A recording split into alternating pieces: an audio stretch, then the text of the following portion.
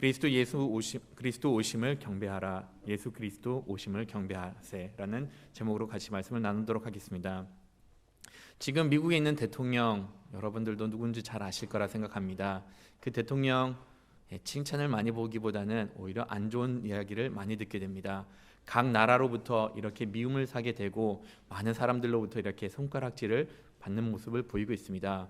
대통령이 되자마자 지구 온난화를 방지하는 그런 국가기관에서 탈퇴를 해버리고 자국민을 위해서 이렇게 온갖 수단을 온갖 좋지 못한 모습을 보일 때 사람들은 그냥 혀를 두르곤 합니다.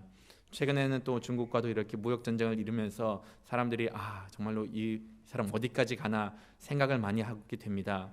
그런데 이렇게 우리나라 역시 마찬가지로 이 미국 대통령을 통해서 한때는 이제 국방 자금을 또 올린다라고 해가지고 또 이렇게 뉴스거리를 했는데 우리나라에서 그 다음에 전 세계적으로 미움을 받는 사람이 지금 미국 대통령이다라고 말을 할 수가 있습니다. 근데 의외로 미국에 있는 사람들은 그 대통령을 보고 생각보다 그렇게 반감을 갖지를 않더라고요. 특히 미국에 있는 그리스도인들 보면은 미국에 있는 대통령을 오히려 좀 더 좋아하고 지지하는 모습을 보이고 있다는 겁니다. 그래서 이런 일들이 왜 일어날까? 기독교인들이라면은 어느 정도 그 사람이 하는 잘못에 대해서 인식을 할 텐데 왜 미국에 있는 크리스찬들이 지금 현 대통령을 이렇게 지지할까라고 생각하니까는 그 전에 있었던 대통령을 더 싫어하기 때문에 그 전에 있었던 대통령이 행했던 것이 더 좋지 않았기 때문에 현재 대통령을 그나마 조금 더 좋아한다라고 이렇게 표현을 합니다. 좋아하지는 않지만 그래도 좀 더 수용하는 그런 모습을 보이고 있다는 것이죠. 오바마 대통령, 전직 대통령 뭘 그렇게 잘못했을까? 우리가 봤을 때는 나름대로 정치도 잘 펼치고 나름대로 훌륭한 대통령이 아니었을까라는 생각을 하는데 의외로 그 대통령이 기독교에 대해서 그렇게 많은 압박을 좋지 못한 정책을 펼쳤다라고 이렇게 하더라고요. 그가 처음에 대통령이 되었을 때는 당연하게 모든 대통령의 전통처럼 성경 위에다가 손을 얹고 하나님 앞에서 맹세를 했습니다. 자기가 대통령 직무를 수행할 때 하나님의 뜻대로 하나님께서 보기에 바람직하게 무엇보다도 하나님의 이렇게 능력을 자기의 능력이 다하는 대로 하나님 앞에서 정직하게 이렇게 대통령직을 잘 수행하겠다라고 이렇게 맹세를 했습니다.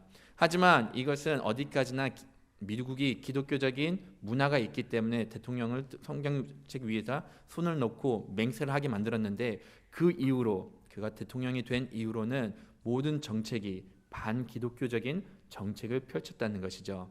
어떤 정책을 펼쳤을까? 그가 동성애 관련된 법규를 나름대로 지지를 하고 통과를 시켰습니다. 또한 그가 했던 것들이 무엇인가 하면은 공립학교에서 더 이상 기도를 하지 못하게 만들었습니다. 특히 하나님께서 가르쳐준 기도 아니면 기독교 관련된 기도를 하지를 못하게 만들었습니다. 그것뿐만이 아니라 교회에서 활동하는 것들을 절제를 그러니까 기독교적인 활동하는 것을 이렇게 금지화시켰습니다.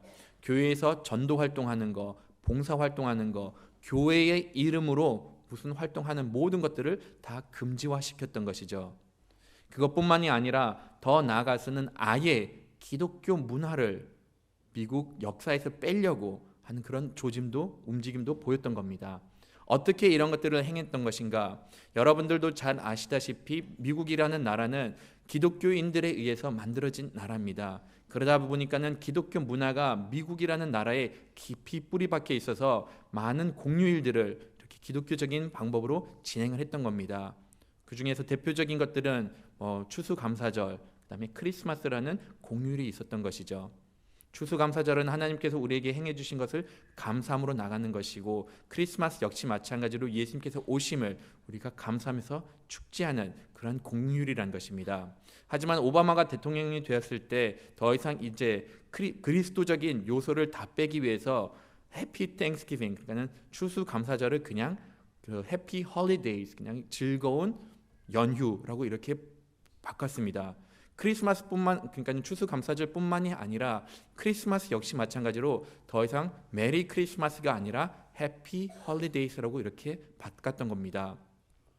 즐거운 연휴가 되세요. 연말 될 때마다 이렇게 연휴가 될 때마다 대통령이 나와가지고 이렇게 연설을 하게 되는데 그런 연설을 할 때마다 그다음에 그 연설을 끝낼 때마다 메리 크리스마스 땡스기빙이 아니라 그냥 해피 헐리데이스로 즐거운 연휴가 되세요라고 문장을 마치면서 연설을 마쳤던 겁니다. 그가 반기독교적인 성향을 갖고 있었기 때문에 크리스마스마저도 더 이상 예수님을 주인공으로서부터 제외를 시켰던 겁니다. 하지만 여러분, 성탄절, 이 크리스마스의 주인공은 과연 누구일까요?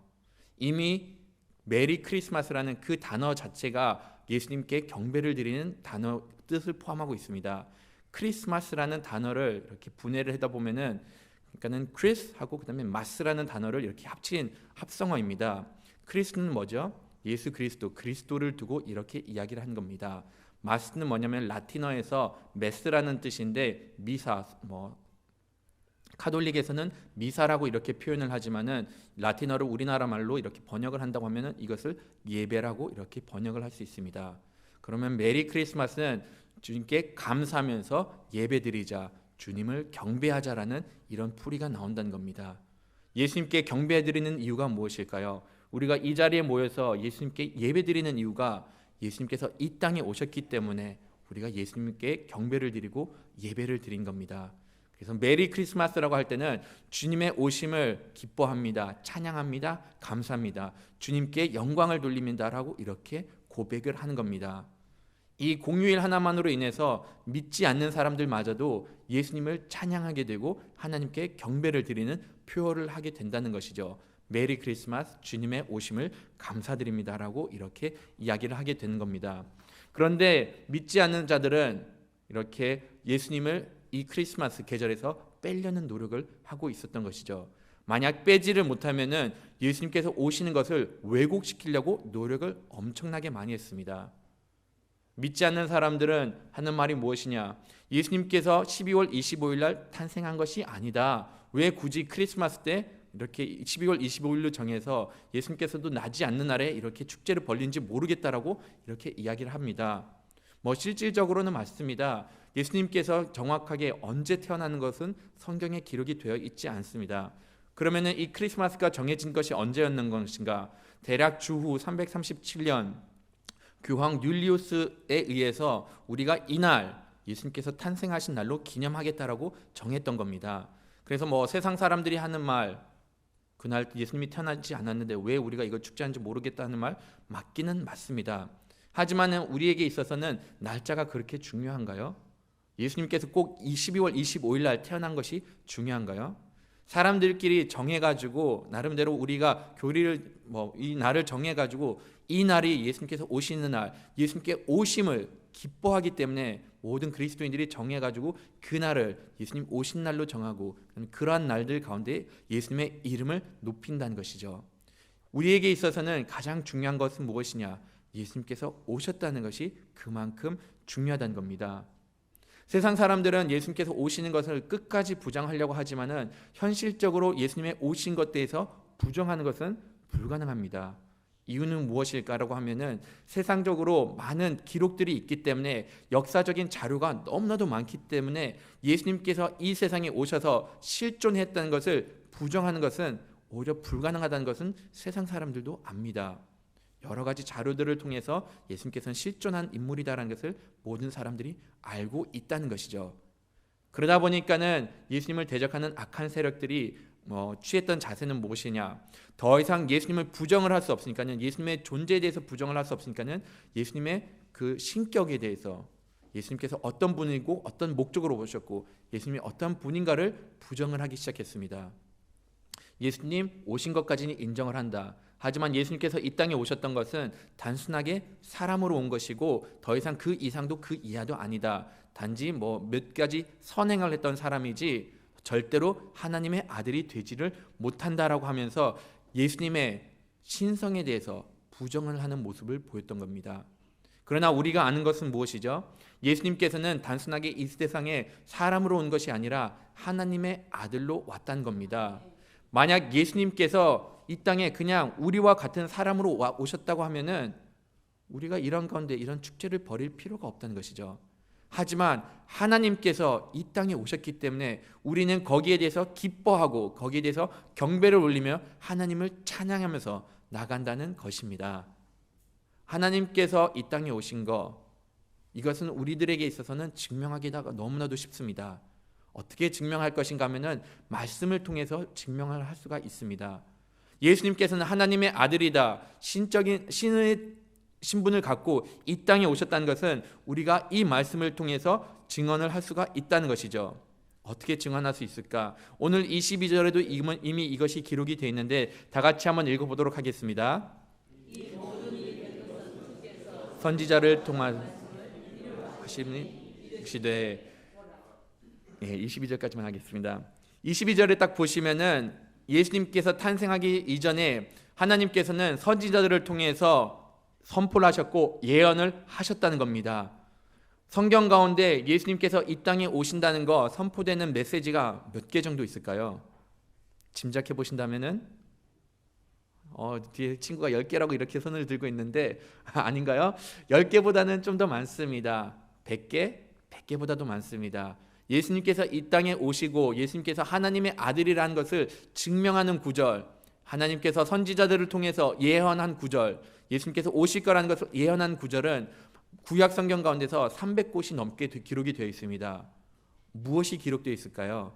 예수님께서 나심부터 생애 사시는 것부터 죽음을 당하시는 그 순간까지 모든 것이 다 성경에 기록이 되어 있습니다.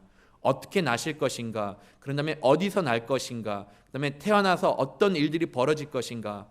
예수님께서는 베들레헴에서 태어나실 거 이미 말씀에 기록이 되어 있습니다. 태어나서 애굽으로 가게 되고 애굽에서 다시 돌아올 것, 그것마저도 성경에 기록이 되어 있습니다.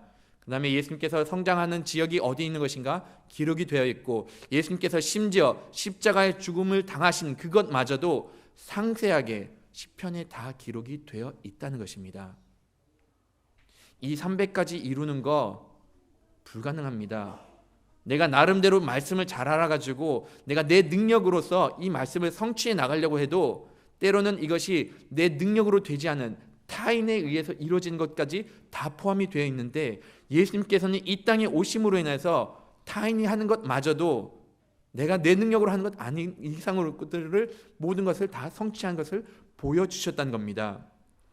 하나님께서 이렇게 예수님이 오신 것을 예언을 하셨고 예수님께서는 오심으로 인해서 이것을 다 성취했는데 사람으로서는 이것을 행할 수가 없다는 것을 우리가 쉽게 발견할 수 있다는 것이죠. 또한 예수님께서 오신 것에 대해서 이렇게 정확하게 기록할 수 있는 것은 아무도 없습니다. 오직 하나님께서 계획하시고 하나님께서 이루셔야지만 이 모든 것들이 정확하게 이루어질 수가 있었던 겁니다. 여러분들도 역사 가운데서 유명한 예언하는 사람들도 아실 거예요. 노스트라다무스 같은 경우는 지구가 언제 멸망할 것인가 이렇게 예언을 했습니다. 근데 그가 예언가로서 실질적으로 어느 정도 능력이 있었을까 생각을 해보면은 그는 능력이 그다지 있지는 않았습니다. 그가 예언했던 것 중에 하나가 무엇이 있었는 것인가? 그 프랑스 국왕 앙리 2세가 죽는 것에 대해서 예언을 했던 겁니다. 근데 그것이 우연의 일치에서 어떻게 죽게 되었습니다. 하지만 그것은 하나가 마침으로 인해서 사람들은 이 사람이 훌륭한 예언가다라고 이렇게 생각을 했는데 하나 마치고 나서 그 이외의 것들 맞은 것 거의 없습니다. 그런데도 불구하고 사람들이 그가 하는 말에 대해서 이렇게 흥미롭게 듣는데, 여기서 계시는 하나님은 어떤 분이시죠? 300가지 이상을 예언을 하셨고 그리고 그 예언을 성취하신 분이 바로 우리 예수님이라는 겁니다. 예수님께서 우리에게 오신 것을 어떻게 기록되어 있는가? 이사야서 7장 14절을 한번 같이 보도록 하겠습니다. 이것이 만약 찾아져 있지 않으면은 이것이 아마도 찾아놓지 않으신 것 같은데 다 같이 한번 찾아보도록 하겠습니다. 이사야 7장 14절 한번 같이 찾아보도록 하겠습니다.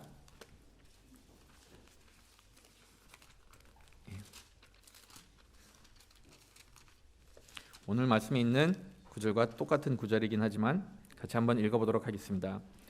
그러므로 주께서 친히 창조를 주실 것이라. 보라, 처녀가 잉태하여 아들 낳을 것이요 그의 이름을 임마누엘이라 하리라. 여기서 이미 하나님께서는 선포를 하셨습니다. 이사야 선지자를 통해서 선포하신 것이 무엇이냐? 아들을 낳을 것인데 그것이 처녀가 잉태하여서 아들을 낳을 것이다라고 이렇게 말을 하고 있습니다. 이 말씀 자체도 이미 우리들이 이해하기는 불가능합니다. 아니 어떻게 처녀가 남자 없이 혼자서 자녀를 가질 수 있을까? 이것은 우리가 생각하는 물리적인 세계에서는 불가능한 것을 여러분들도 잘 아실 겁니다. 하지만 하나님께서 이 불가능한 것을 어떻게 이루셨죠?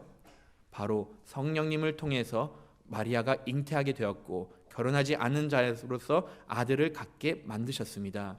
성령님께서 역사하셨기 때문에 예수님이라는 분이 태어나셨는데 성령님의 잉태가 꼭 필요한 것인가? 당연하게 필요했던 것이죠. 예수님께서는 우리의 죄를 사해주기 위해서는 사람들이 갖고 있는 죄 없는 신분으로 오셔야 됐기 때문에 성령님께서 마리아를 잉태시키고 그런 다음에 예수님을 낳게 되었다는 겁니다.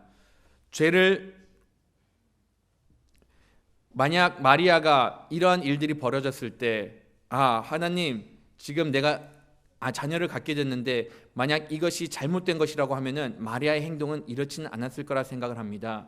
사람들은 이렇게 마리아가 자녀를 갖게 된 것들에 대해서 믿지 않는 사람들은 이것을 또다시 왜곡하려고 노력을 합니다. 아니다. 성령님의 잉태한 것 이것은 있을 수 없는 것이다. 분명히 바람을 피워서 아니면 어떤 남자를 만나서 자녀를 갖게 되었을 것이다 라고 생각을 하는데 이것은 그때 당시만 하더라도 받아들이기 어려웠던 사실인 것이죠.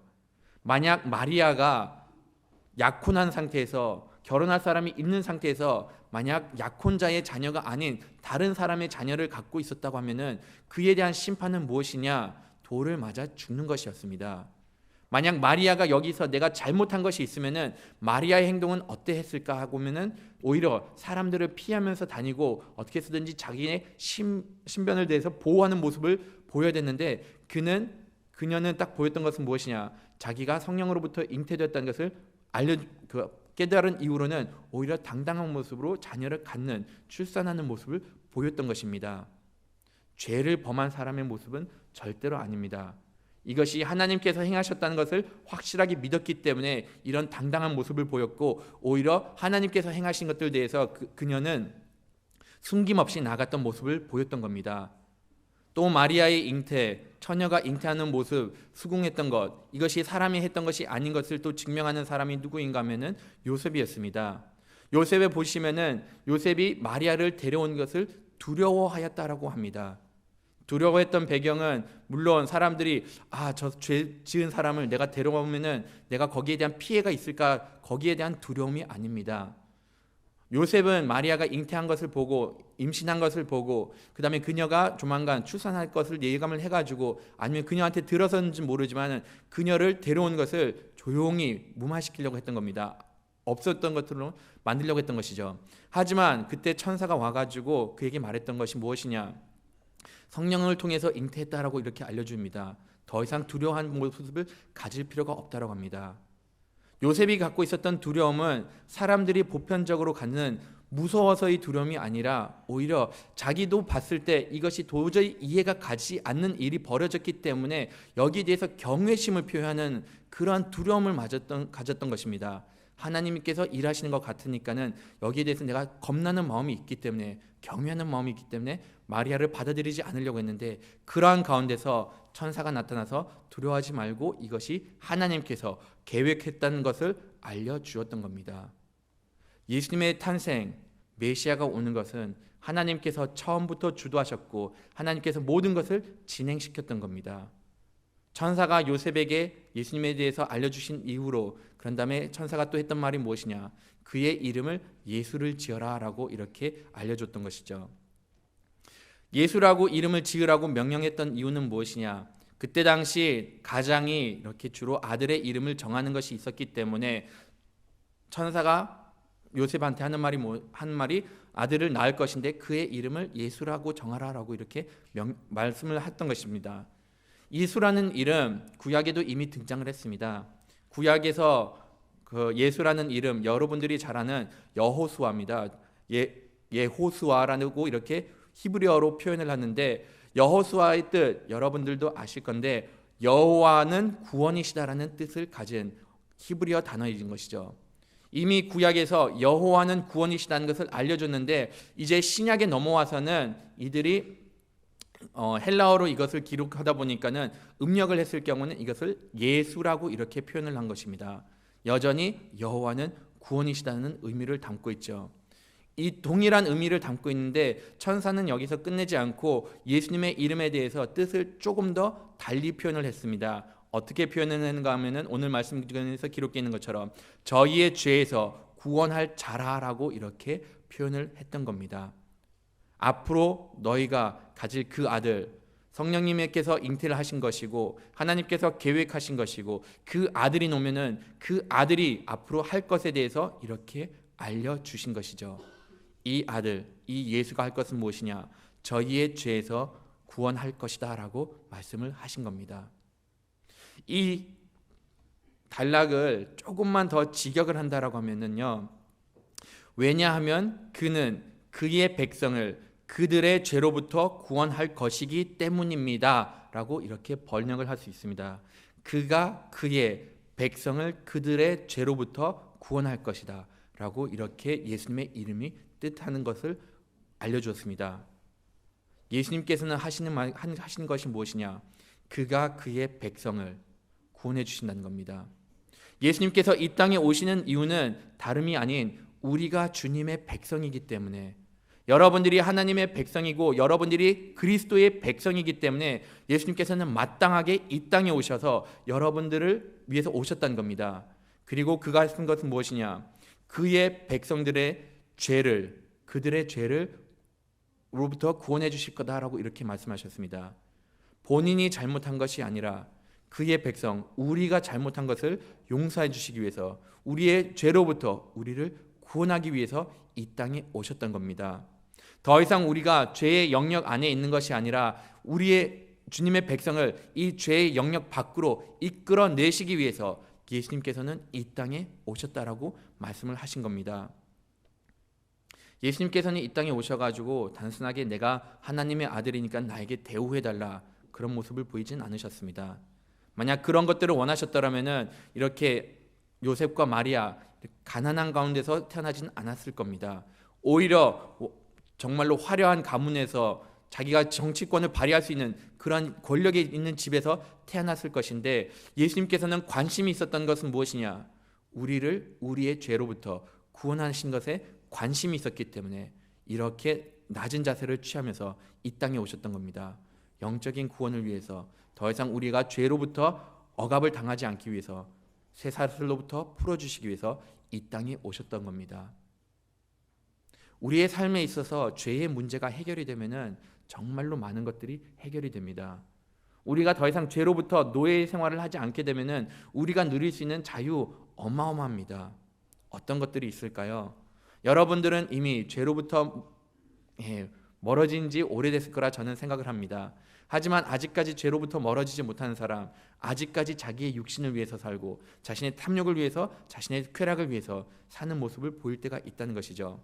하나님을 믿지 않는 사람들은 내게 전도를 하면은 그들이 가장 어려워하는 것이 무엇이죠? 내가 그리스도인으로 살면 재미가 없을 것 같다라고 이렇게 표현을 하죠. 세상 즐거움을 내가 더 이상 즐기지 못하기 때문에 나 예수님 믿는 거 좀 어려울 것 같다라고 이렇게 표현을 하죠. 여러분들에게 있어서는 세상 즐거움으로 다가오나요? 육신적인 쾌락은 더 이상 여러분들을 이렇게 얽매이지 않는다는 거 저는 믿습니다. 더 이상 예전에 있었던 습관들을 다 끊어낼 수가 있고 오히려 내가 하나님과 같이 있는 것이 더 즐겁고 더 기쁨이 된다는 것이죠. 예전에 저도 나름대로 사회생활을 하면서 세상의 즐거움을 따라가 보려고 노력을 해봤습니다. 근데 저에게는 있어서는 그게 생각보다 힘들더라고요. 세상 문화는 우선적으로는 술을 마셔야 되는데 제 주량이 너무나도 좋지 못해가지고 제가 세상 사람들과 어울리기 위해서 나름대로 노력을 했는데 딱 한 잔이더라고요. 소주 한 잔 딱 마시니까는 그 두 번째 잔부터는 도저히 이게 써서 들어가지도 않을 뿐더러 머리가 아프더라고요. 그래서 제가 느꼈던 거, 세상 사람들은 이런 가운데 무슨 즐거움이 있을까? 오히려 반대로 세상 사람들은 이것이 즐겁다라고 하는데 하나님과 가까이 있다 보니까는 세상적인 즐거움이 오히려 저의 육신에게 있어서는 고통이 되는 것이고 괴로움이 되더라고요. 우리가 하나님을 따르고 죄의 사슬로부터 해방이 됐을 때 이런 고백을 할 수가 있게 된다는 겁니다. 세상 사람들의 죄악된 가치관, 더 이상 이것은 우리를 짓누르지 못합니다. 세상 사람들은 자신의 탐욕을 위해서 사는 부분을 많이 보이는데, 여기 계시는 분들 중에서 나 이거 없으면 못 살아 그렇게 고백하실 분들은 안 계실 거라 저는 생각을 합니다. 하나님께서 허락해 주시면 감사합니다. 하나님께서 허락해 주지 않으시면 하나님께서 허락해 주지 않으시는 이유가 있기 때문에 그것 역시 마찬가지로 자연스럽게 받아들인다는 겁니다. 세상 사람들, 특히 여성분들은 아직까지 주님을 모를 때 무엇을 가장 많이 자랑할까요? 핸드백을 자랑하지 않으시나요? 핸드백 하나 좋은 거 사면은 이것을 자랑하기 위해서 사방팔방에다 전화 거시죠. 야, 오늘 내가 커피 사줄 테니까 나와 라고 하면서 다 불러놓으면은 커피 테이블 위에 가장 먼저 가방을 딱 올려놓습니다. 그럼 모든 사람들이 하는 말, 가방 되게 이쁘다, 새로 샀니? 라고 이렇게 반응을 하는데, 그 5분 동안, 그 10분 동안 그렇게 자기가 칭찬받는 것을 원해가지고 세상의 물질에 대해서 욕심을 내는 것이고, 그런 것들을 자랑 삼아 이렇게 내놓는다는 겁니다. 하지만 하나님을 믿는 사람들에게 있어서 이런 것들이 자랑이 될까요? 하나님께서는 이미 여러분들이 얼마나 존귀한 자인가를 이미 알려주셨습니다.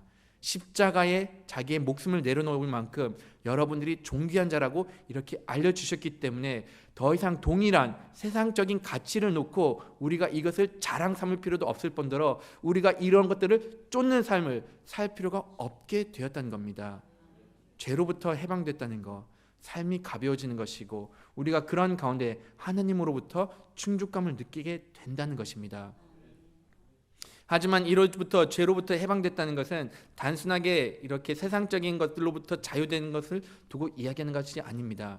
우리가 죄로부터 용서받았다는 것은 무엇이냐? 그로부터 누리는 가장 큰 혜택은 어디에 기록되어 있는 건가? 23절 같이 한번 읽어보도록 하겠습니다. 보라, 처녀가 잉태하여 아들을 낳을 것이며 그의 이름은 임마누엘이라 하리라 하셨으니 이는 번역한즉 하나님이 우리와 함께 계시다 함이라. 예수님께서 이 땅에 오심으로 인하여서, 예수님께서 우리의 죄를 용서하심으로 인하여서 우리가 누릴 수 있는 것은 임마누엘입니다. 하나님이 우리와 함께 계심을 누릴 수가 있게 되는 겁니다. 구약시대 때는 사람들이 죄를 범하였기 때문에 하나님 앞에 자연스럽게 나가지를 못했습니다. 지성소라는 곳에 대제사장이 1년에 한 번만 들어갈 수 있는 그런 벽이 있었는데, 예수님께서 이 땅에 오심으로 인해서 우리의 죄를 용서하심으로 인해서 하나님께서는 우리와 함께 해주시고 예수님께서는 우리와 함께 해주시면서 우리가 하나님 앞에 나갈 수 있는 큰 은혜를 누리게 되었다는 겁니다. 하나님께서는 여러분들을 창조하신 이후로 단순하게 방치를 하지 않으십니다. 너희들 혼자 잘 살아봐라, 내가 위에서 지켜보고 너희들이 잘못한 건 내가 나중에 혼내주겠다, 그렇게 무관하신 분이 아니란 겁니다. 하나님께서는 여러분들 한 사람 한 사람을 사용해 주셔서 예수님을 이 땅에 보내주셨고 우리와 이렇게 친밀한 교제를 유지하기 위해서, 만들기 위해서 예수님을 이 땅에 보내주셨다는 겁니다. 그리고 예수님을 통하여서 우리는 바로 이러한 친밀한 교제를 나눌 수가 있게 되었다는 겁니다. 하나님께서 우리와 함께 하심으로 인해서 우리가 누리는 것은 무엇일까요? 우리가 하나님을 의지할 수 있는 삶을 살게 된다는 겁니다. 세상 사람들은 의지할 데가 없어가지고 나름대로 자신이 의지할 만한 무엇인가를 만드는데 그 세상적인 것은 언젠간 소멸이 되고 언젠간 없어집니다. 하지만 하나님을 우리가 의지했을 경우에는 하나님은 소멸하지 않으실 뿐만 아니라 하나님께서는 우리의 삶을 평탄한 길로, 하나님께서는 우리의 삶을 보호해 주시면서 나갈 수가 있다는 겁니다. 말씀을 통해서 예수님께서 나시기 위해서 여러분들한테 말씀드렸듯이 300가지 이상의 예언을 말씀하셨습니다. 하나님께서는 예수님이 이 땅에 오시기 위해서 이렇게 많은 준비를 하시고 예수님을 이 땅에 보내셨습니다. 하지만 여러분들은 어떠한 사람들이죠? 하나님께서는 자기가 가장 사랑하는 아들마저도 아낌없이 내어주셨고 하나님께서는 그 아들을 위해서, 여러분들을 위해서 아들까지 내어주셨는데 여러분들의 인생을 위해서 하나님께서는 또 얼만큼 많은 것들을 예비하실 것인가 한 번쯤은 생각해 봤으면 좋겠습니다. 예수님도 사랑하는데 여러분들을 더 사랑하셨기 때문에 예수님을 이 땅에 보내주셨고 여러분들을 더 사랑하셨기 때문에 여러분들의 삶을 인도해 주실 분이 바로 우리의 하나님이라는 겁니다. 이러한 특별한 관계를 누릴 수 있게 되었던 배경은 예수님께서 이 땅에 오셔서 그리스도가 이 땅에 오셨기 때문에 우리가 이런 특별한 관계를 누릴 수 있게 됐고 더 이상 죄로부터 억압을 받지 않는 삶을 살 수가 있게 되었다는 겁니다. 우리가 바로 이러한 것들을 기념하는 것이고 우리가 바로 이러한 것들로 인해서 예수님을 경배하면서 나가는 것입니다. 여러분들이 진정 예수님의 오심을 감사하고 나간다고 하면은 예수님을 경배하면서 나갑시다. 예수님을 찬양하고 예수님의 이름을 높이고 그가 원하시는 그리스도인의 모습을 보이는 것입니다. 그리스도인의 모습 보이는 거 그렇게 어렵지 않아요. 오늘 말씀에도 잘 기록이 되어 있는데 요셉이 그리스도인의 모습을 하나님을 따르는 모습을 보였습니다. 어떻게 보였죠? 천사가 와가지고 마리아가 성령으로부터 잉태되었다는 것을 알려주고 나서 겁내지 말고 마리아를 받아들여라 라고 했을 때 요셉의 모습은 그 순간 한설의 망설임도 없이 마리아를 데려오는 모습을 보였던 겁니다. 하나님의 뜻하신 바를 깨닫고 하나님의 명령에 대해서 반응하는 모습을 보였던 겁니다. 여러분들이 예수님을 믿고 나가고 예수님이 그리스도라는 것을 믿으면은 예수님을 경배하기를 원하시면은 이렇게 예수님의 가르침을 믿고 따르면서 나가는 겁니다. 오늘은 주님께서 오시는 날입니다. 주님을 경배하는 날이고 주님을 경배하면서 나가는 여러분들이 되기를 간절히 바라겠습니다. 다 같이 일어나서